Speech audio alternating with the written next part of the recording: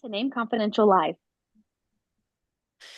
Hey everyone, welcome back to another week of Name Confidential. I am your host, Branden DuCharme, joined today by Mr. Jim Lee of StratFI, um, which is short for Strategic Foresight Investing, out east.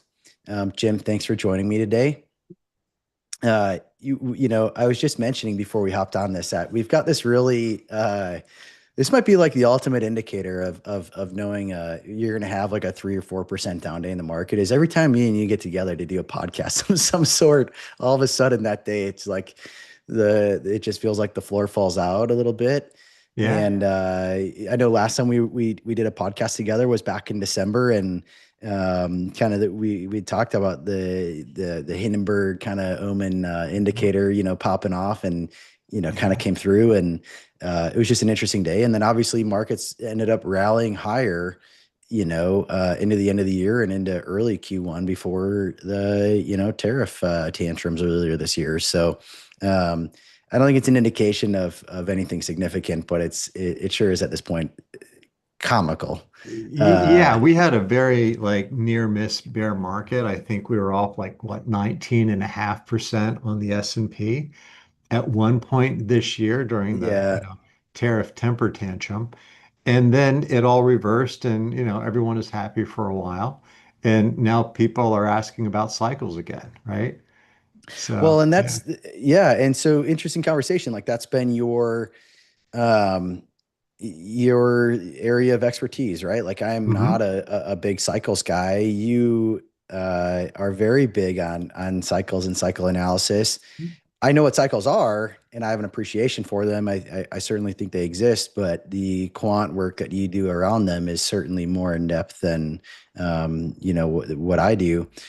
Tell us, like, really quick, what are the cycles kind of saying right now? The cycles that you pay the most attention to, and where are we sort of at in those cycles, or where from a cycles perspective should we be in those cycles, and is there Sure. a disconnect? Yeah, yeah. Well, I mean, there are multiple cycles that stack together to create what are referred to as waves, right? And some cycles are stronger than others. And the one that is really the strongest, that I can tell is a 180 week cycle, which is based on the business inventory cycle. And that's actually been fairly cautionary for a few months, really since the beginning of this year. And you've seen that based on relatively slow GDP growth, with the exception of AI, which has kept the party going for everybody, right? Mhm. For a few months. Yeah. That cycle will continue to be cautionary through spring of next year, right?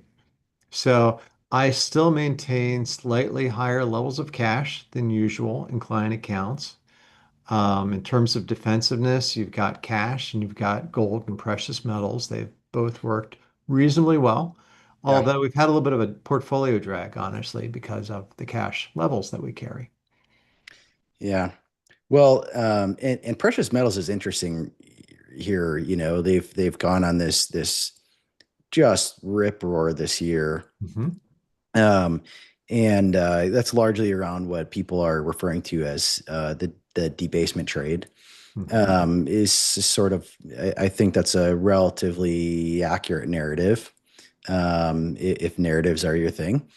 Uh, and that cooled off a little bit, and then kind of caught some interesting support on a day when the market's melting down. So you have these daily correlations that sort of creep up, but then when the big events happen, all of a sudden the correlations that are starting to creep up actually reverse. Is kind of what I'm seeing, and break back to not always a negative, but a non-correlation like they historically are. Sure, sure. And that's kind of the opposite that you see in a lot of traditional portfolios where, the correlation isn't supposed to be, perfect. And then all of a sudden when stuff sells off, the correlation immediately goes to one, Yeah, and the yeah, correlations yeah. come together on the risk events. And Right. that's unsavory for most people. Yeah, yeah. Um, Diversification works until you actually need it, at which point a lot of these correlations go to one. w- Um, well, that's but what, like, it's kind of what a lot of younger people, younger investors, I've heard a number of people sort of describe that to me like, hey, why diversify? It's kind of like buying, insurance. Like, it's supposed to be there and you always have this little drag until you need to file a claim. And then, it gives you a hard time, and I'm like, well, Yeah, yeah, reasonable analogy. I can appreciate that. But I think sometimes people do diversification wrong. And I think that's a whole different conversation.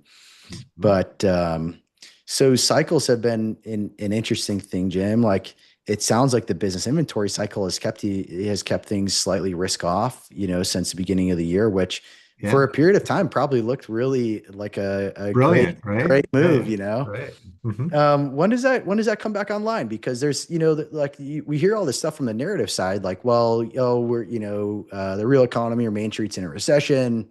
Hey, things are breaking down under the hood.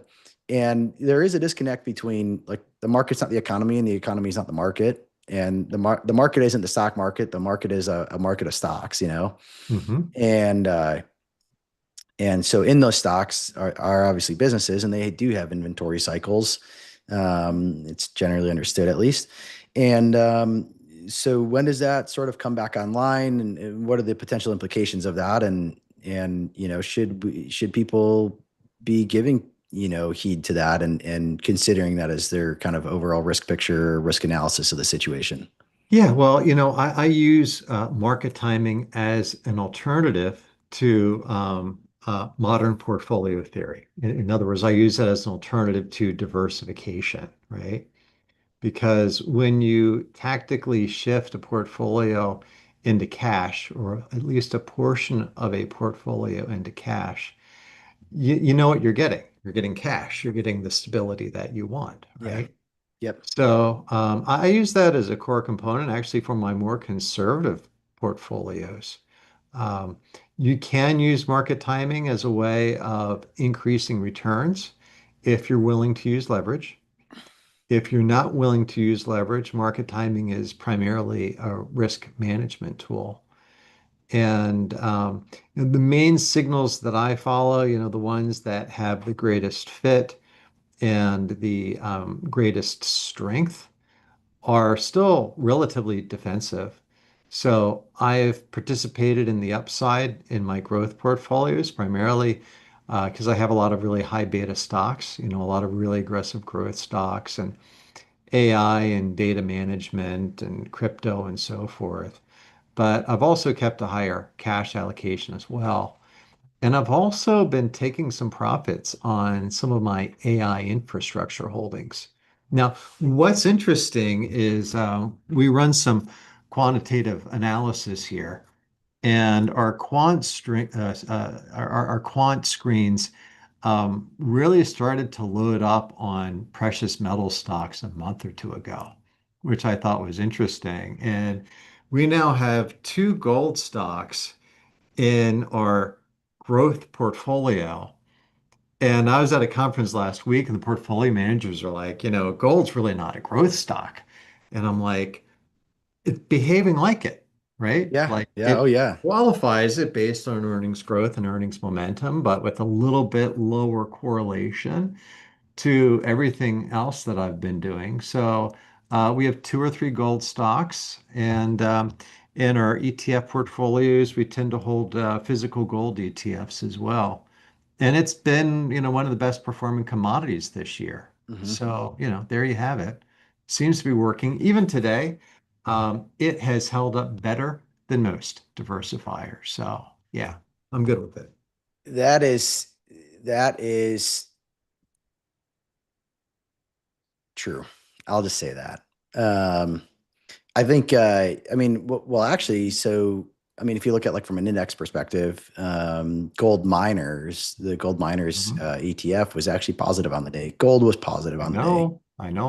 Gold was quite positive on the day. Now, I will say that it came on the back of a really unsavory day yesterday for gold and gold miners. Hmm. But they're not selling off quite as hard.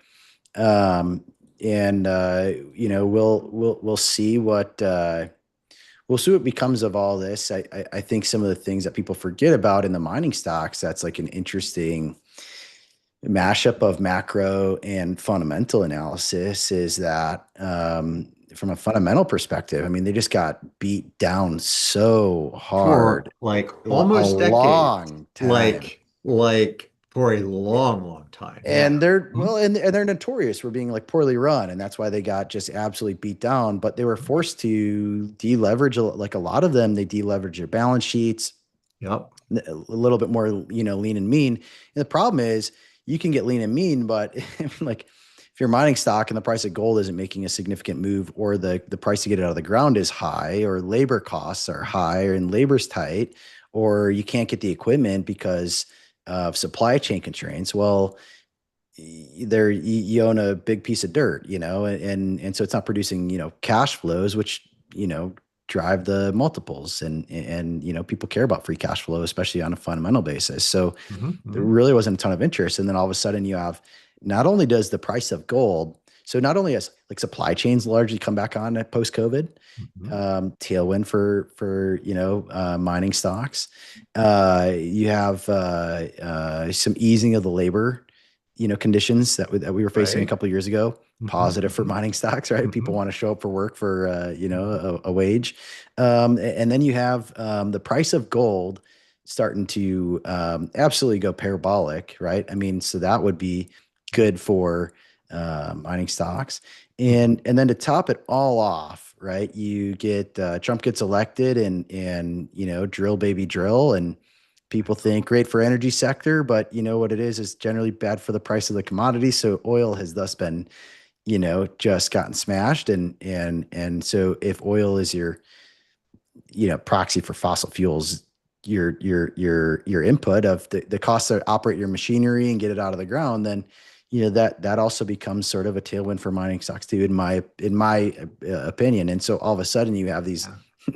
beat down, just junk, what people would perceive as junk companies that Mhm. actually had relatively decent balance sheets all of a sudden, and now highly supportive. And I think they're going on a run because of that. And I think that's before you dig into the deeper macro of some, longer term macro trades. Mhm. But Mhm. it's interesting that your quant picked that up in quant screens, Mhm. and yet what we call old Wall Street sometimes, they just they have this constant narrative around, well, those aren't growth stocks. And part of me Yeah. has to wonder, like, well, it's because, you manage whatever. I mean, some of these big shops, they manage like $1 trillion, or more. And, some of these gold mining stocks are like, micro cap companies, like you start, I mean, it's like one of those things. You start saying like, well, everyone should have, 3% of their portfolio in gold mining stocks. So your clients' allocations alone would buy up half the, just push the market parabolic on it and make a Yeah. bubble. So it sort of Well, can't scale that recommendation. And thus I feel like they keep getting these recommendations like, you know, I no, it's not a growth stock. Well, it sure is, seems to be growing, Jim. Yeah, I know. Yeah, it's really been helpful. And yeah, sometimes institutional managers like their portfolio managers just to play in their box, right? Yeah. And that's a sign of discipline, but sometimes in changing markets, it can also be a problem, But as you say, it's really almost like a perfect storm for the metals environment after like a decade of going nowhere. It's starting to do something. And it's been interesting to watch. I don't know how long this is going to play, but certainly lower interest rates combined with higher government spending, higher deficits, Hmm. have both been contributory, to precious metals. Yeah. Yeah. Yeah. Um, Yeah, I forgot about even just mentioning that obviously lower interest rate environment is typically beneficial for those kind of companies as well. Mhm. Um, what one of the things that you mentioned earlier was this idea around, so cycles hasn't been working spectacular for you this year, um, but as an interesting diversifier, and as a reminder to everyone, I'll remind you, like, market timing allows us to have diversification in really thought and approach more than just, asset or ticker name, right? So you can run a portion of a portfolio on cycle analysis and sort of weight that idea. You can also weight part of a portfolio on other things like market timing with technicals, or macro or narrative driven stuff. And so you've mentioned market timing's worked well for you. What about narrative driven approaches, Jim? And kind of what are you seeing, and what are your thoughts there? Yeah, yeah. I mean, that's really interesting stuff for me, particularly when you look at the retail traders in particular seem to be extremely sensitive to narratives. And this is something that I started playing around with in my book is understanding narrative strength. And it's kind of like an English major's guide to investing, right? And that is like looking at a stock like a story. And the Hmm. first question is, how big is the story? Is it going to be a bestseller or not? Is it easy to read? Is it easy to explain and communicate to other people? Is it fiction or is it nonfiction? That's a really important one, right? Hmm. Who are the main characters in the story? Are they believable? How many people have already heard the story, right? And ultimately, how does the story end, right? And I've found that AI is actually really good at handling these really kind of unstructured data sets and doing some analytics on them, right? So I've used AI. I tend to like Perplexity on the whole, for this kind of research to look at, what are the big narrative themes for like the next 10 years, Hmm. and then look at the companies that are most likely to participate in those themes, and then use the framework that I've developed in my book as the prompt to do the research and the due diligence on the companies that are positioned to do well from those narratives. And it's been really a cool process because AI is great at automating stuff, and I'm able to do something in 30 minutes that used to take 3 to 4 hours to do on Hmm. a company by company basis. So are you engineering the prompts? Like, is this and obviously asking you to give away the farm a little bit here, Jim, but um is it like, hey, I've got perplexity, I'm just typing in, hey, what are the big narratives out there that retail investors are talking about on Wall Street Bets, and start telling me about that? Is it obviously a little bit more complicated than that, but generally just writing a good prompt around that kind of idea, and it working through that as a kind of a almost a counterparty, or using them as an analyst for an investment committee? Or is there, are you having to API in data sets and, link it to other things? And, what's the ease of use here? Yeah, well, you get the best results if you get AI to think about the problem before it gives you the answer, right? So you kind of want to have a series of questions. And the first one is, how would you frame this? And based on how would you frame this, how would you solve this problem? And then you tell it to go solve this problem, right? Okay. I found with GPT and Perplexity, they sort of have a 5-page limit on the output. So you need to spend that 5 pages carefully, and sometimes that means running multiple prompts. Okay. And the most powerful programming language these days is English. Okay, just talking to the computer, having a conversation, and figuring out how to frame your questions, right? Mm. So yeah. How do you track and make sure like the AI isn't hallucinating on you or giving you out, spitting out just totally bogus stuff? Yeah, it happens. Oh, funny story. So I was in New York last weekend, and I heard that ChatGPT was great at putting together travel agendas. Yeah. And it actually put me on a train that didn't exist, which was kind of fun. It was the Hmm. 445 at 445, which sounded like great, but that train number didn't actually exist, right? Yeah. Nice.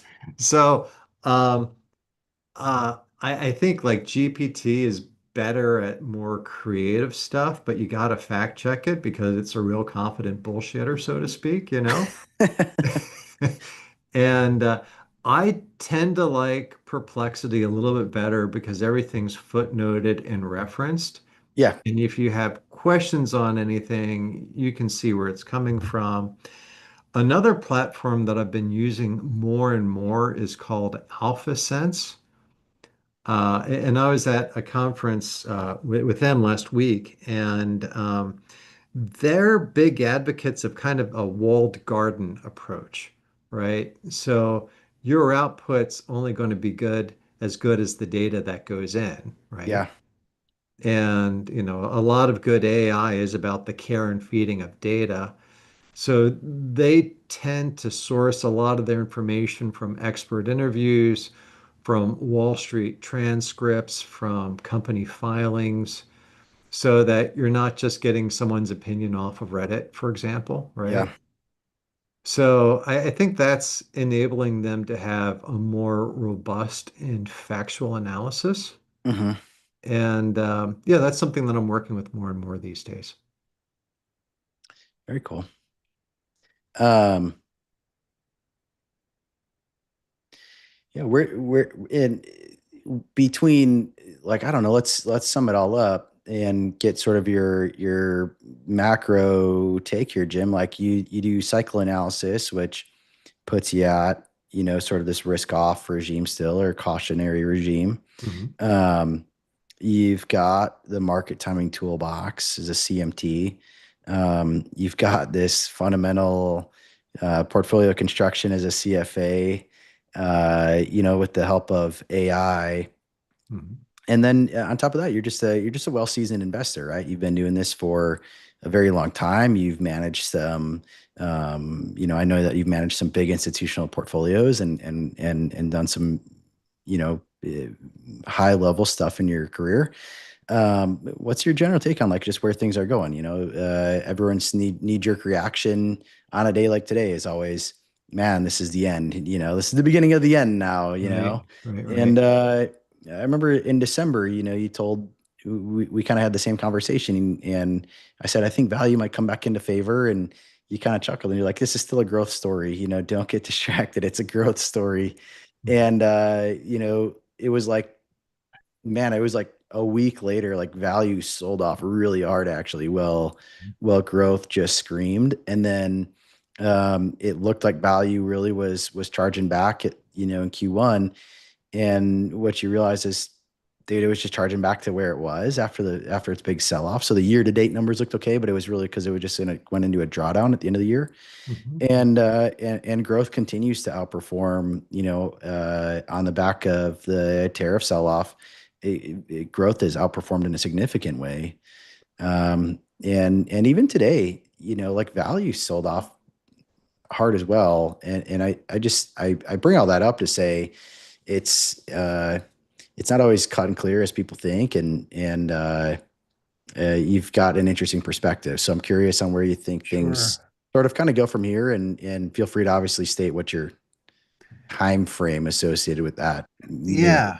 Yeah. Well, yeah, I've always spent time trying to figure out what happens next, and what is the most important thing to look at. And for a long time I felt that it was cycles, right? And I think cycles are still important, but increasingly for me, I think it has to do with narrative and liquidity, Hmm. right?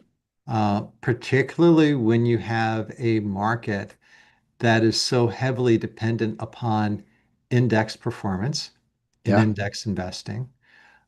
You've got to look at the flow and the availability of money going into those indexes, right? yeah. Uh, so there's a guy that I follow on Substack called Michael Howell, Oh who yeah, tracks, cross border capital? yeah, cross-border Yeah, capital, that's right. really super smart guy, looks at global liquidity, which involves everything from money supply creation to interest rates to credit spreads, primarily from China and also the US.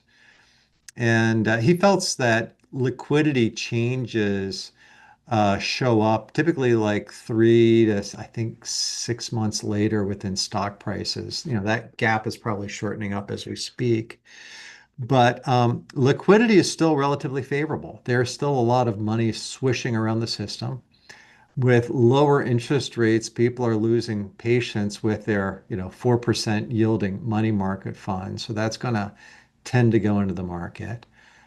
We have had a market that has rewarded buying the dips.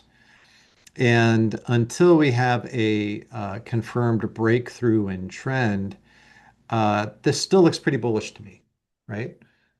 Yeah. So I'm not raising additional cash right now because we've had one day of, consternation about the market, right? This is not a pattern. It's been a day, right? So yeah, maybe it's a buying opportunity. The story has not changed. The narrative has not changed, which again means look at liquidity and look at the narrative and then Yeah. look at the cycles. And you think liquidity is still growing, still charging forward. Mhm. And where does that liquidity come from? Yeah, well, traditionally it comes from central bank activities, right? Okay. It comes from government spending, and it comes with credit, corporate credit, and the ability to lend. And all of those provide cash that needs to go somewhere. And some Hmm. of that cash tends to go into stocks. Got to buy something. Every dollar needs a job. Hmm. Uh, Credit expansion and banks or central banks in particular. Um, And now private equity as well. I read somewhere that there are now more private equity shops than there are McDonald's in the US, which I I wonders like maybe we hit peak private equity, right? I swear I can go outside and throw a baseball right now and I'll hit somebody that's a private equity guy Yeah, ready yeah. to pitch me something. It's private equity or private credit, a lot of private credit, especially, Yeah. and Mhm. and I I mean, I don't know that we need to dig into it. It's just my silly opinion, but I think there's some real issues brewing upon that, and that's largely just my own personal sentiment based upon the people that have talked to me about private credit, private equity, and what they're doing and think is a good Yeah. deal, and what they're lending on, and uh, I will, I'll just leave it there.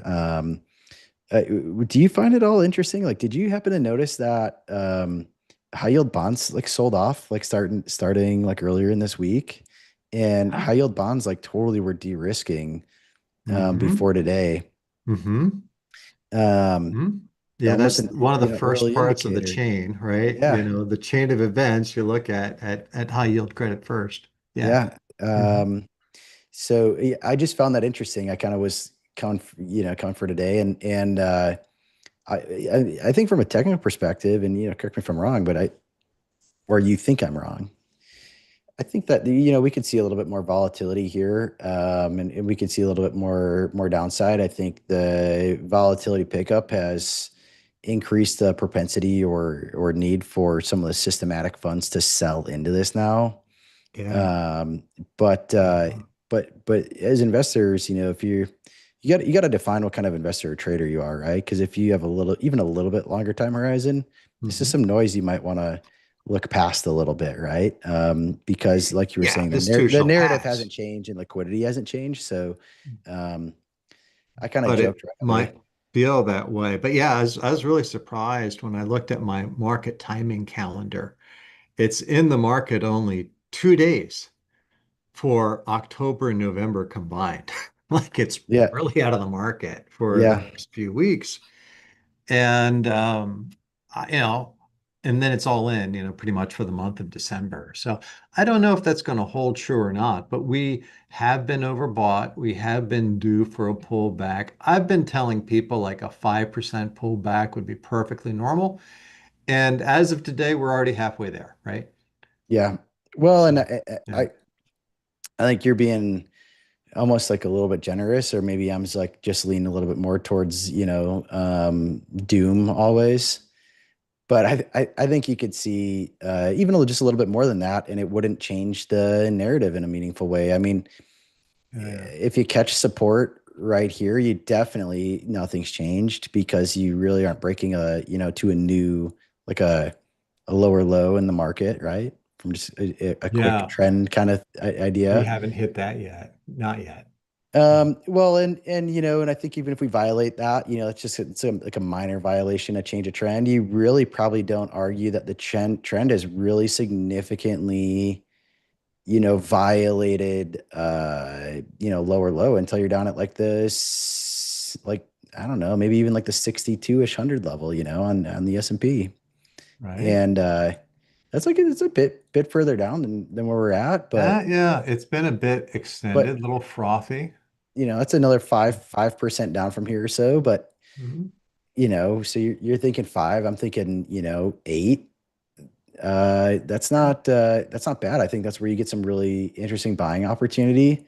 Hmm. And the thing that I like about trying to actually buy dips as you come into like really interesting support levels like that is I find that at least for me, the technical indicators around going risk off Hmm. um, tend to limit your drawdown from there, right? So it's kind of, hey, if you start putting some money to work and you're wrong, yeah, it's not great to um, have a little whipsaw on some fresh cash, right? But it's almost like getting in right above a stop loss.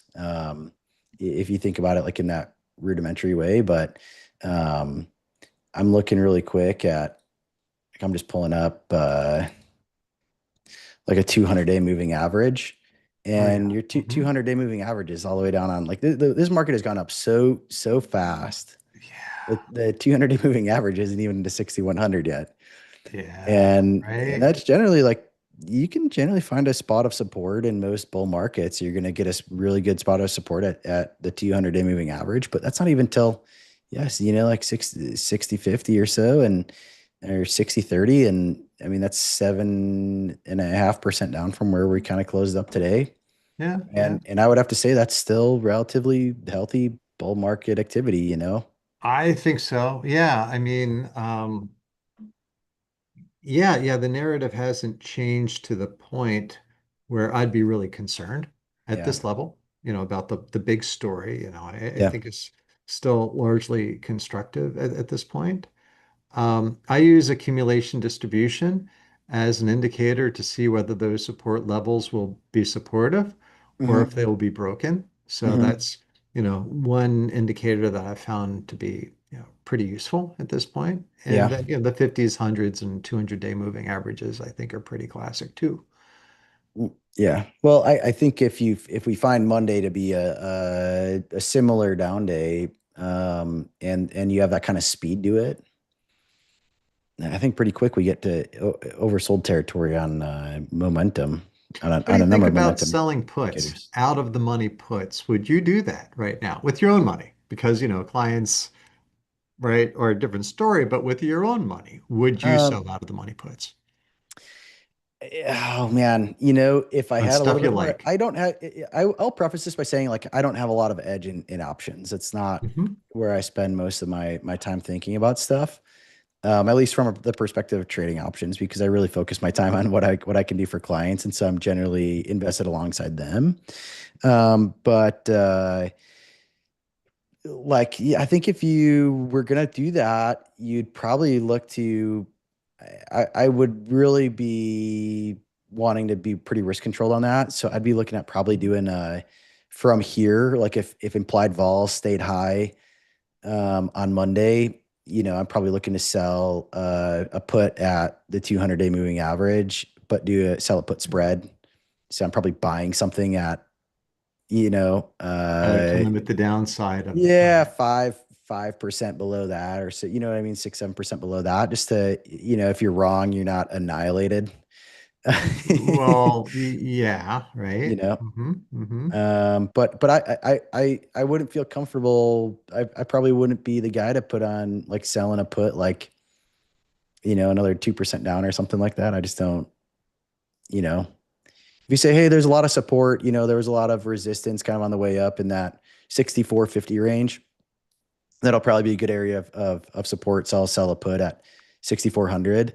I think that's a bit aggressive. Sure. and I'm not looking to do that. If I was going to sell puts, I don't know that I'd sell them on the S&P though, to be honest. I think candidly right here, you've got more opportunity set to sell them on. If you go to like the Russell, Hmm. I think the Russell could see a bit more volatility and drawdown, giving you more room to sort of Yeah, to run on volatility is that. key for these things. Yeah, to get Yeah, that yeah. premium that you're And I looking mean, for. it was down 3% today. You know, the volatility certainly picked up. Mhm. I mean, I Yeah. just think, uh, and one of the things that I've noticed, and this is anecdotal, I don't have any quantitative on this, but when you have these markets reverse, the Russell seems to drag behind a little bit initially, whereas the Mhm. Qs and SPY seem to be really healthy off the bottom. And so if you, Well, yeah, that's because there's not money flow going I, into, the Russells, right? It's been and kind of then lethargic for a long time, to be honest. well, I always joke, like, I mean, I've looked at hundreds of people's 401ks at this point, and I've Yeah. never seen an opportunity for somebody to just allocate to Russell 2000 in like a 401k, right? So I kind of think like Russell 2000 is actually like a really interesting indication actually of the active side of the market. I think it Mhm. dampens the passive noise a little bit, Mhm. or I guess actually like the opposite, right? It gets rid of the dampening effect of passive and lets you understand what, kind of what the market's really doing. But Mhm. as a result, I think, yeah, those passive flows, I think, are one of the big things that give markets major support as they really sell off. It's like you just can't overcome the selling pressure into passive constant inflows at a certain point. But if the Russell's not getting that, it takes time for the trend to change on the SPY and the Qs and start marching higher and kind of give that all clear sign before, active is buying back into the Russell and people are saying, oh, okay, catch up trade now. We can buy Russell 2000. All the shitcos are going to start running. And but because of that, I think you've got more opportunity set as well from a shorting capacity. If you're going to short something, I would say short the thing that doesn't have a constant bid to it. But also like, man, I don't like Russell 2000 is like, I think like historic levels of short interest right now. Well, Like it's very short. And so is ARK. it is, and that may be because it's sometimes used as a funding mechanism Yeah. for the large cap growth. So some people will short not because they're against something, but because they want the financing to do something else. Right, right. But at a certain point, right, you're doing that something else on margin. And so I guess Mhm. just what I'm saying is, you could see something where the Russell does take a nice drawdown and everyone says, well, okay, all right, trade paid off, close it out. But the only way to trade, close it out when you're short is to buy. Yeah. And so all of a sudden you could, I think, potentially with the amount of short interest in it, see a short squeeze sort of like off the bottom, so to speak.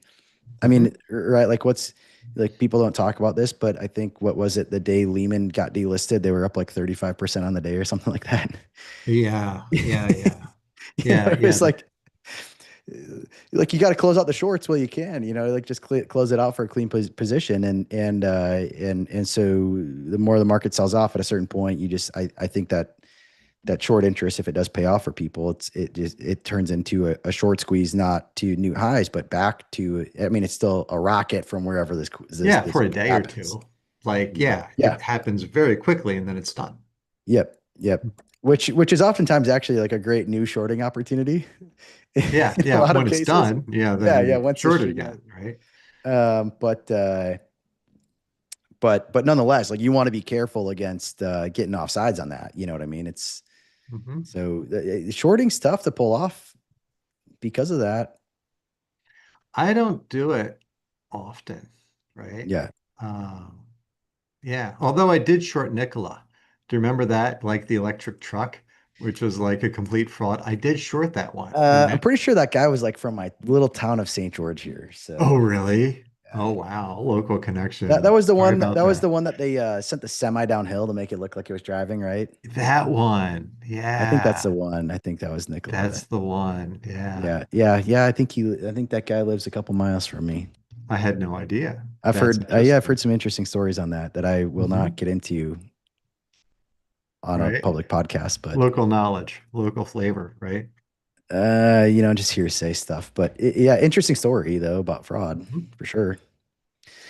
Um, it, well, you pulled that short off, I guess. It's interesting, but like again, it's one of those things like you could be shorting it and you're like riding this great P&L, and then all of a sudden, people decide, well, it's going to get delisted, and so your thesis is going to zero, but all of a sudden it rallies 60% in a day and a half against you. Like because Yeah, people are just closing out their shorts. I right. I think I don't know how anyone would short the market without a good working knowledge of market timing and It technicals. is, yeah. Well, yeah, market timing I think is pretty essential. But understanding the frameworks that you've picked up with the CMT program, I think that the CMT will teach you how to be a better trader, Yeah, far better than an understanding of the fundamentals will, because yeah, fundamentals take a long time to really have an impact on share price outside of like earnings reports, right? yeah. So, Well, it's what yeah, I was sort of raised as a fundamental, we fundamental all were, guy. My right? yeah, I think a lot of people were. My grandpa was very fundamental. I went to a school that really focused on the fundamentals, Hmm. and I actually feel really bad for like fundamental investors because I think in the long run they will be right on a lot of stuff, and they go around and pound their chest on overvaluation And they and can whatnot, suffer and for a really long I, time. well, and Yeah. candidly, I think the market structure is so busted from passive that it's Hmm. going to be a very, very, very painful, It is busted from road passive. ahead still. And Yeah. it, the problem is like even value gets sucked up into that. So you end up with the impossible mandate of at a certain point, if you're really deep value, you got to almost just invest in nothing. And that is the hardest mandate ever because How do you're you keep your consciously capital choosing. when you're You got to, uninvested for a that's it. sustained period of time?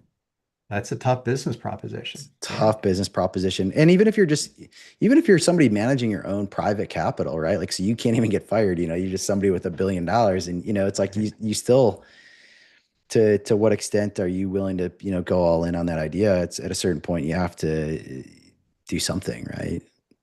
Or, you can be extremely right, but it might take an extremely uncomfortable amount of time to get there. And I think that's the challenge that fundamental Yeah. portfolio managers are facing right now. I don't envy them in the position they're in, but Yeah.